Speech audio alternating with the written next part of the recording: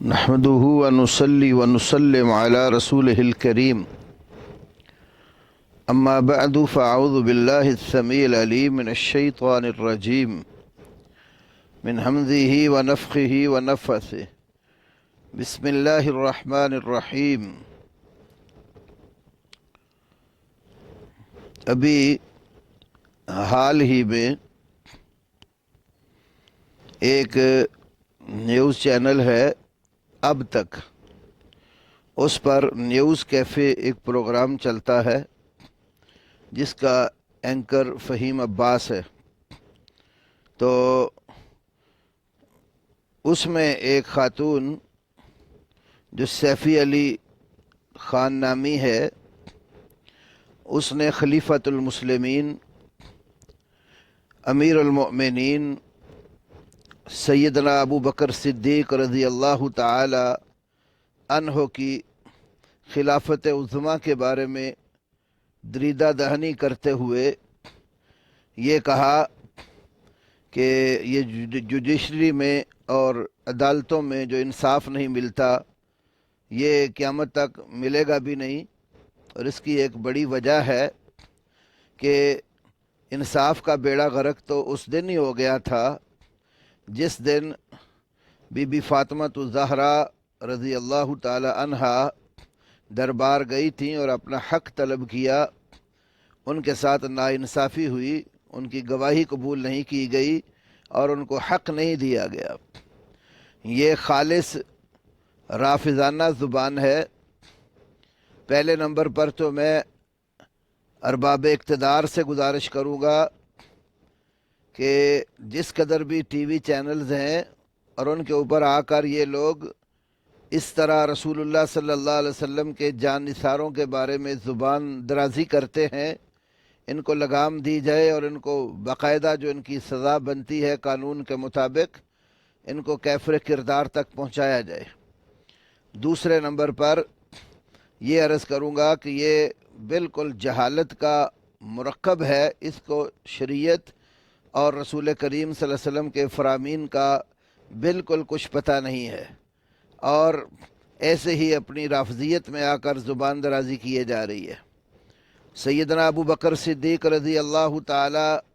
عنہ کے پاس جس وقت سیدہ فاطمہ الزہرا رضی اللہ تعالی عنہا نے آ کر فدق کے امور کے متعلق سوال کیا، تو پہلی بات یہ سمجھنی چاہیے کہ جو فدق ہے یہ مال فے میں سے رسول کریم صلی اللہ علیہ وسلم کو ملا تھا، اور مال فے کے متعلق قرآن پاک میں اللہ رب العالمین نے 28ویں پارے میں سورہ حشر کے اندر فرمایا ما افاء اللہ علی رسولہ من اہل القریٰ، بستیوں والوں میں سے جو مال اللہ تعالیٰ اپنے رسول کو فے کے طور پر دیتا ہے،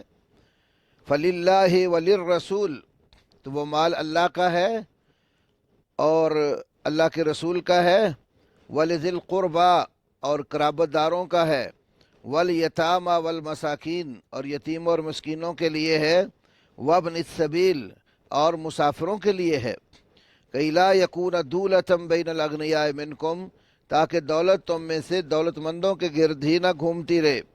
وما آتاکم الرسول فخذوہ وما نہاکم عنہ فانتہوا، اور جو کچھ اللہ کے رسول تمہیں دیں اسے لے لو اور جس سے تمہیں روک دیں اسے رک جاؤ،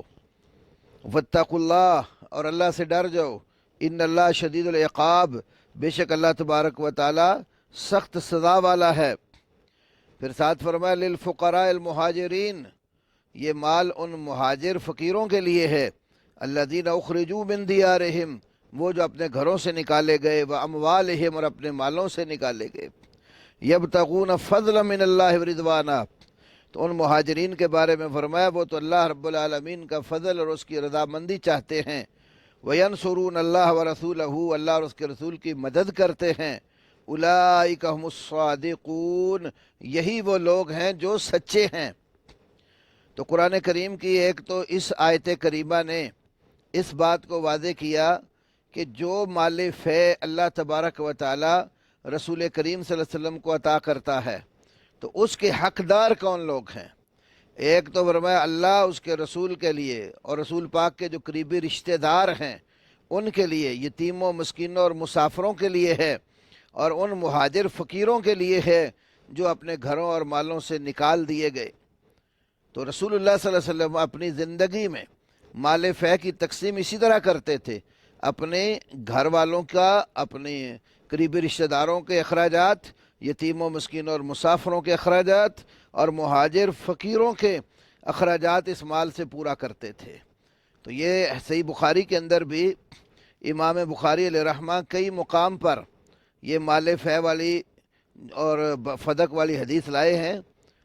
جس میں باقاعدہ صراحتاً اس بات کا ذکر کیا گیا ہے کہ وہ مال فے تھا۔ یہ جو صحیح بخاری کا نسخہ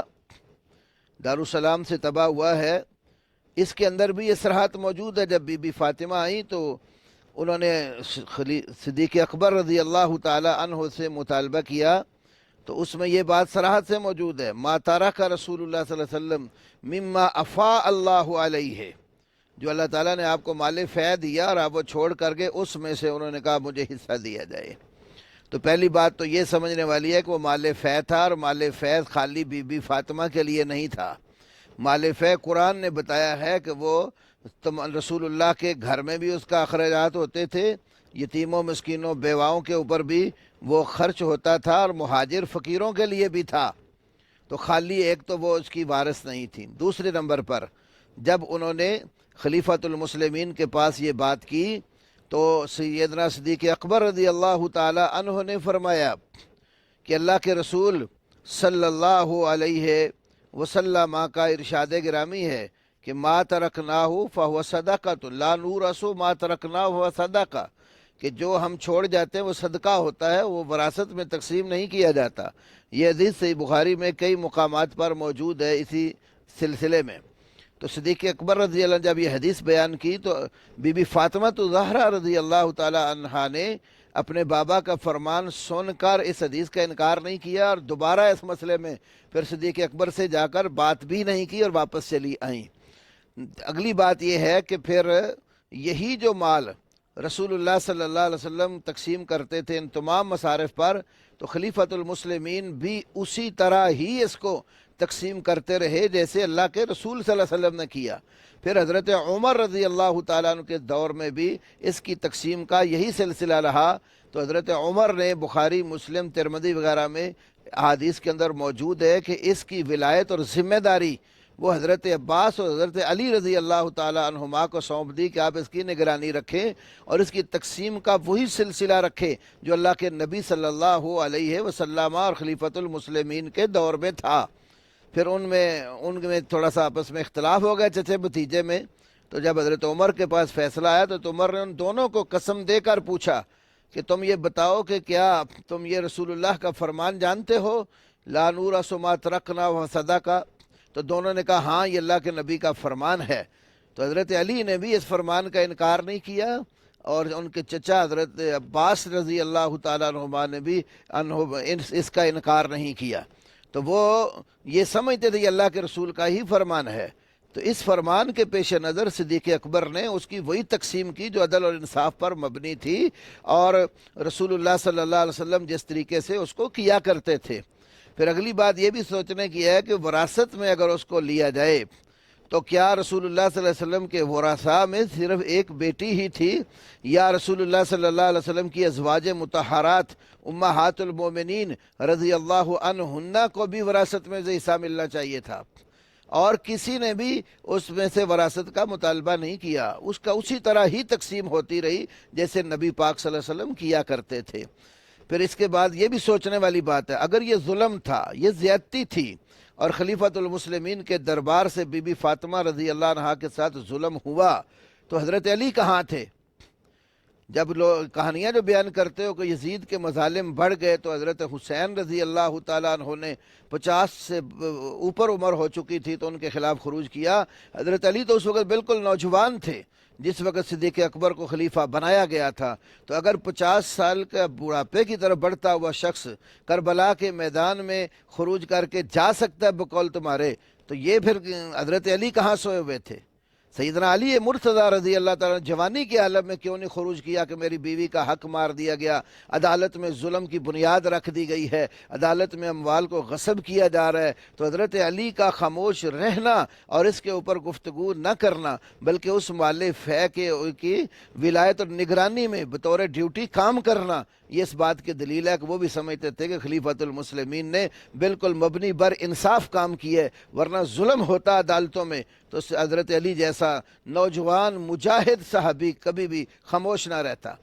پھر یہ بات بھی سوچنے کی ہے، چلو پہلے خلیفہ نے ظلم کر دیا، دوسرے نے بھی ظلم کر دیا، تیسرے نے بھی ظلم کر دیا، تو چوتھے نمبر پر جب حضرت علی کی باری آئی، جائیداد تو وہ کئی جگہ منتقل ہونے والی نہیں تھی، زمین تھی، جائیداد غیر منقولہ تھی، اسی جگہ ہی موجود تھی، تو سیدنا علی اپنے دور حکومت میں قبضہ کر لیتے اور سمجھتے کہ یہ تو میری بیوی کی وراثت تھی، تو ظلم کیا ہوا تھا، اس کے اوپر غصب کر کے دبائی ہوئی تھی، میں لے لیتا ہوں۔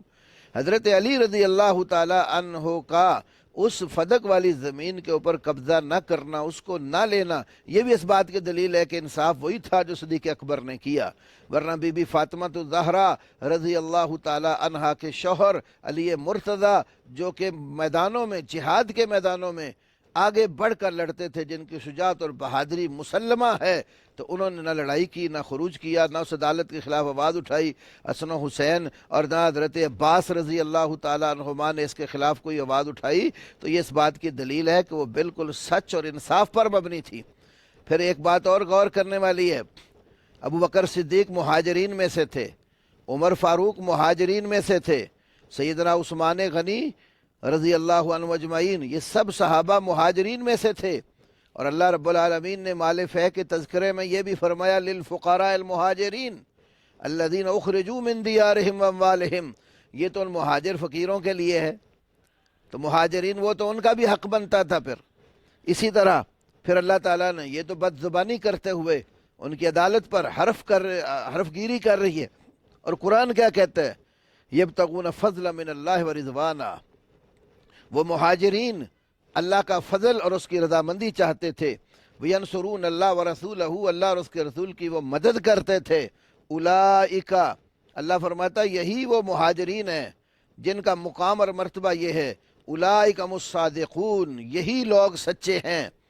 تو اللہ تعالیٰ تو ان کو سچا کہہ رہا ہے، اور جس کو اللہ سچا کہے اس کو دنیا کی کوئی طاقت جھٹلا نہیں سکتی۔ تو یہ خاتون اگر دریدہ دہنی کرتے ہوئے ان کی عدالت کے اوپر حرف گیری کرتی ہے، تو اس کا مطلب ہے رب کے قرآن کی بھی انکار کر رہی ہے اور رسول کریم صلی اللہ علیہ وسلم کے فرامین کا بھی انکار کر رہی ہے۔ تو ایسے لوگ جو اللہ اور اس کے رسول کی باتوں کو جھٹلاتے ہیں، ان کا اسلام سے دور کا بھی واسطہ نہیں۔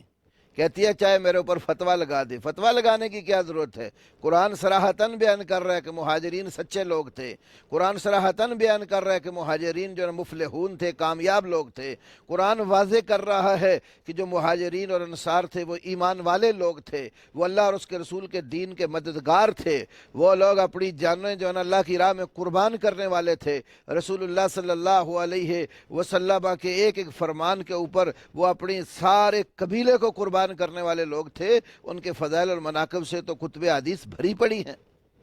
اور اگر کسی کو دن کے وقت بھی سورج نظر نہ آتا تو اس کو اپنی آنکھوں کا علاج کروانا چاہیے۔ رسول اللہ کے یہ صحابہ کا مقام اور ان کی منزلت روز روشن کی طرح واضح ہے، قرآن کے پاروں میں اس کا تذکرہ موجود، رسول اللہ کی فرامین میں اس کا تذکرہ موجود۔ تو میں ارباب اقتدار سے گزارش کروں گا کہ ایسے لوگوں کو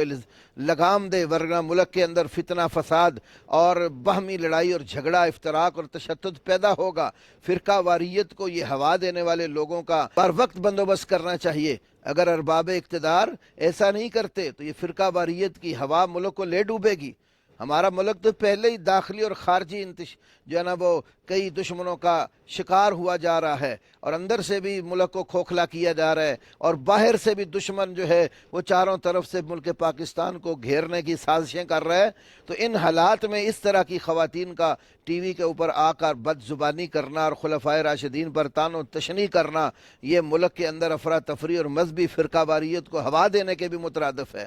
اور اگر ارباب اقتدار نے ایسی خواتین اور یا ایسے اینکروں کا جائزہ نہ لیا اور ان کو قرار واقعی سزا نہ دی، تو پھر ملک کے اندر جو فساد پیدا ہوگا اس کو روکا نہیں جا سکے گا۔ اللہ رب العالمین مجھے اور آپ کو سب بھائیوں کو کتاب و سنت کو سمجھنے اور اس پر عمل کرنے کی توفیق عطا فرمائے، اور خلفائے راشدین رضوان اللہ علیہم اجمعین، انصار و مہاجرین سب کی عزت اور اکرام کرنے کی توفیق دے۔ رسول پاک کے خانوادے، آپ صلی اللہ علیہ وسلم کے ازواج مطہرات، آپ کی بیٹیوں، آپ کے بیٹوں اور آپ کا پورے کنبے کو جو اسلام کے اندر داخل تھے، اللہ رب العالمین سب کو جو سب کے ساتھ ہمیں سچی محبت اور پیار کرنے کی توفیق دے، اور کل قیامت والے دن اللہ ہمارا حشر اصحاب رسول، اہل بیت اطہار اور رسول اللہ صلی اللہ علیہ وسلم کے ساتھ کرے۔ وآخر دعوانا الحمدللہ رب العالمین۔